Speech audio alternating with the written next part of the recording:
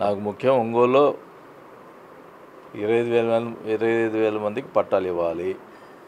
దానికోసమే నేను చేసుకుంటా. ఇప్పుడు ఎంపీ విషయంలో ఇవన్నీ కూడా అందరు కూడా అన్ని నియోజకవర్గాలకి బాగుంటుందనే ఉద్దేశంతో నేను పోరాటం చేసిన.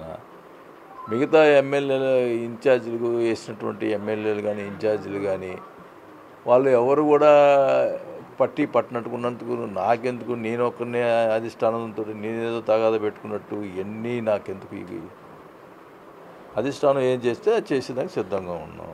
నాకెందుకు, నేను ఒక్కరినే అధిష్టానంతో వాళ్ళంతా మంచిగా ఉంటామని నేనెందుకు చెడుకుంటాను?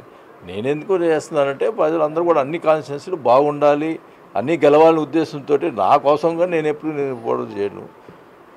వాళ్ళకి లేని బాధ నాకెందుకు ఒక్కడికి. కాబట్టి నేను నా ఒంగోలు నియోజకవర్గంలో పట్టాలు ఇచ్చేదానికోసం ప్రయత్నం చేసుకుని నా ఒంగోలు నియోజకవర్గంలో నేను బాగు చేసుకునేందుకు ప్రయత్నం చేసుకుంటా.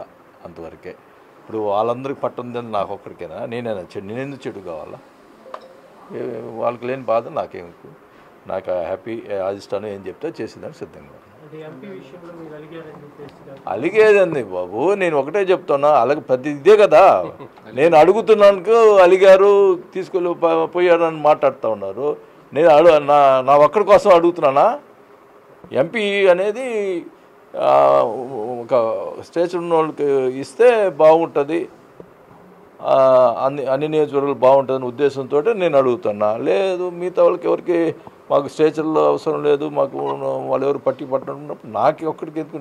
నాకే స్టేచర్ లేదా ఒంగోలులో? నా ఎంపీతో నేను గెలుస్తానా?